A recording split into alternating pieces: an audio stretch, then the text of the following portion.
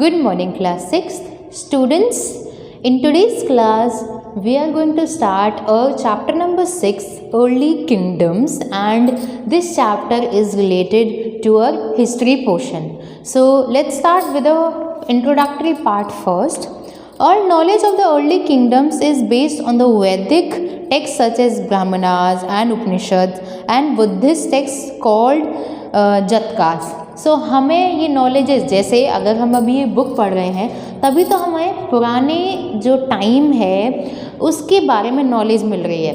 तो हमारे पास लिखित टेक्स्ट हो गए. जो नॉलेज होती है हम दो तरीके से लेते हैं, या तो हम किसी के द्वारा सुनकर लेते हैं, जैसे हमने बोला आपने सुना आपको नॉलेज मिल गई, या तो हम देख के लेते हैं, पढ़ के लेते हैं. ठीक है, तो दो तरीके की नॉलेज हो गई. अब यहाँ पर बात की जा रही है हमें अर्ली किंगडम्स के बारे में कैसे पता चलेगा. जैसे ब्राह्मणों ने हमें बताया, उपनिषद से हम लोगों ने पढ़ा, बुद्धिस्ट टेक्स्ट जिसे जताकास या जतकास बोला जाता था, उन चीज़ों से, मतलब इन ग्रंथों से हम लोगों ने नॉलेज को गेन किया हमारी. These text refer to Janapadas और Mahajanapadas. You have to underline this. They were kingdoms or republics in Ganga's valley and existed about 2005 years ago. These kingdoms or republics had well defined boundaries and some of them later became powerful empires, for example Magad Empire.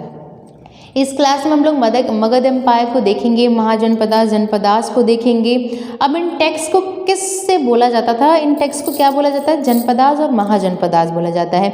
इसमें हम लोगों को kingdoms के बारे में बताया गया जो कि गंगा की वैली में फैला हुआ है और 2500 साल पुराना है. ये जो किंगडम है या फिर रिपब्लिक्स हैं, इनकी एक डिफाइंड बाउंड्री है एंड आगे जाके ये सभी एम्पायर जो थे वो पावरफुल एम्पायर्स बन चुके थे. Now we will move forward to our very first topic which is janapadas. Janapadas होते क्या हैं? The Aryans were organise into many tribes. जो आर्यंस थे, जो लोग थे, पहले बहुत सारे ट्राइब्स में रहते थे ऑर्गेनाइज तरीके से.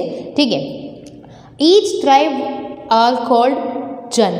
ऑर्गेनाइज इनटू मैनी ट्राइब्स, और हर एक ट्राइब को क्या बोला जा रहा है, जन बोला जा रहा है. The tribes often fought against. ये सभी ट्राइब्स एक दूसरे से लड़ रही हैं, झगड़ रही हैं, वॉर हो रहा है, एक्सपेंशन हो रहा है, कॉन्क्वेस्ट हो रहे हैं. And these tribes came in close contact with each other. जब एक ट्राइब दूसरे ट्राइब से लड़ेगी, वॉर हो रहा है, एक दूसरे से इन लोगों का कॉन्टैक्ट होता जा रहा है, तो जैसे एक ने दूसरे को जीत लिया. अब ये जो एक्सपेंशन है, जैसे ये ट्राइब यहाँ गई, ये यहाँ गई, ये यहाँ गई, ये यहाँ गई, यहाँ पर, यहाँ पर, यहाँ पर. अब इसने इससे लड़ाई की, इसने इससे लड़ाई की, इसने इससे लड़ाई की. ऐसे करते करते एक जो राजा था उसने सबको हरा दिया. जैसे इस वाले ने सबको हरा दिया, तो इसकी ये क्या हो गया, ये पूरा एक लार्ज किंगडम में कन्वर्ट हो गया इसका एम्पायर. तो क्या हुआ, एक दूसरे के कांटेक्ट में आते हैं, लड़ते हैं, झगड़ते हैं, एंड फिर सभी एक किंगडम इमर्ज हो जाते हैं, लार्ज किंगडम्स में ट्रांसफॉर्म हो जाते हैं. दीज किंगडम्स को came to be called janapadas. And इनको हम क्या बोल रहे हैं, जनपदास. एंड जनपदास का अगर हम लिटरली मीनिंग बोले तो लैंड वेयर द जन और tribe set it's foot and settle down.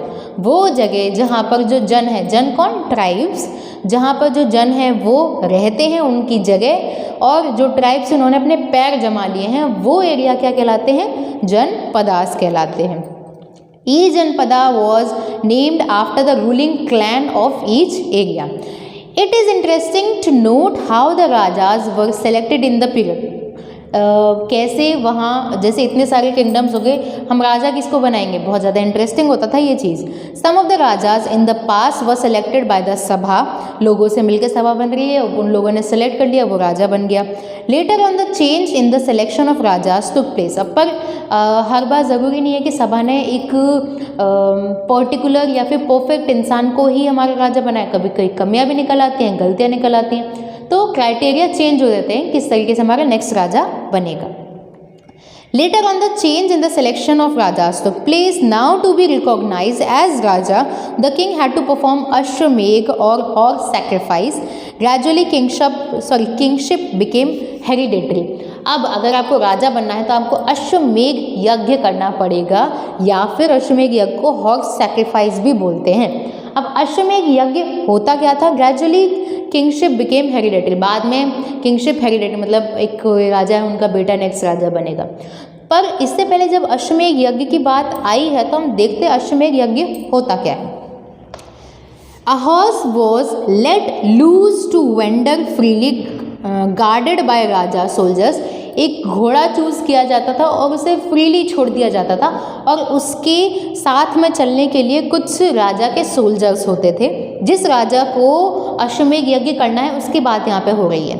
If the horse wondered into another kingdom, अब हमारे एरिया से निकल के जब दूसरे एरिया में दूसरे किंगडम में वो जो घोड़ा है वो जाता है और अगर उसे रोका जाता है, the two rulers had to fight. अब उन दो रूलर्स को लड़ाई करनी पड़ेगी। जैसे इन इंसान ने मतलब इस किंगडम के राजा ने अपना अश्वमेध यज्ञ कर रहे हैं तो उन्होंने अपना घोड़ा रिलीज़ किया।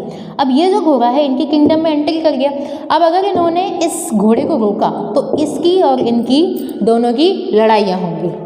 If the horse was allowed to pass, और अगर इनके घोड़े को इस एरिया में एंट्री मिल जाती है और इसे आगे जाने देते हैं तो it meant that the ruler accepted the power and might of raja who wanted to perform yajna.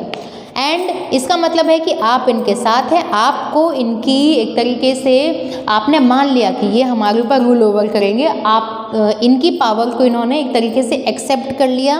And might of raja who wanted to perform, मतलब आपने अगर अश्वमेध यज्ञ के घोड़े को अगर क्रॉस होने देने जाते हैं तो आप एक तरीके से इनके किंगडम के अंडर में ही आ जाते हैं। अगर आप अश्वमेध यज्ञ के घोड़े को रोकने का प्रयास करते हैं इसका मतलब आपको उनसे लड़ाई करनी पड़ेगी। अगर आप हार जाते हैं तो फिर आप इनडायरेक्टली उनके अंडर ही आ जाते हैं। तो अश्वमेध यज्ञ का मेन मोटो क्या है, अपने एरिया को एक तरीके से एक्सपैंड करना, ज़्यादा से ज़्यादा बढ़ाना।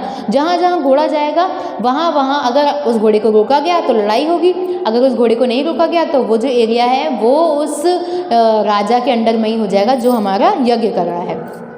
After the return of the horse, the Raja performed a yajna where all those who accepted his sovereignty were invited। अब जब घोड़ा चला गया, अब घोड़ा जब वापस आता है तो जिस जिस एरिया से वो होके आता है उस वाले एरिया के राजाओं को बुलाया जाता है कि आप यज्ञ में सम्मिलित हों, और घोड़े के वापस आने के बाद वो यज्ञ करवाया जाता है। द हॉर्स वॉज सेक्रीफाइस, और उस हॉर्स को सेक्रीफाइस करवा दिया जाता है, मतलब उसको मार दिया जाता है। The raja was accepted as supreme, और राजा को ही सुप्रीम माना जाता है क्योंकि उसका घोड़ा जहाँ जहाँ गया या तो उसने लड़ाई करके वो एरिया जीत लिया या फिर उन लोगों ने लड़ाई ही नहीं की, अपने आप ही उनकी अधीनता स्वीकार कर ली। And the ordinary people please perform the rituals, और फिर वो यज्ञ होता है और जो भी सारी यज्ञ में जो चीज़ें होती हैं वो कंटिन्यू करवाई जाती हैं। So in this class we have done janapadas. What do mean by janapadas? The tribes organise तरीके से जो रहती है उन्हें जन बोला जाता है। एंड बहुत सारी जो जन है वो एक दूसरे से लड़ते हैं, उनका एक्सपेंशन होता है, उसको जनपदास बोला जाता है, जहाँ पर जन रहते हैं एंड उनकी ट्राइब्स से अपने पैर जमा रखे हैं। अब अश्वमेध यज्ञ की हम लोगों ने पूरी प्रोसेस देख ली थी। Now in the next class we will discuss Mahajanapadas. Thank you.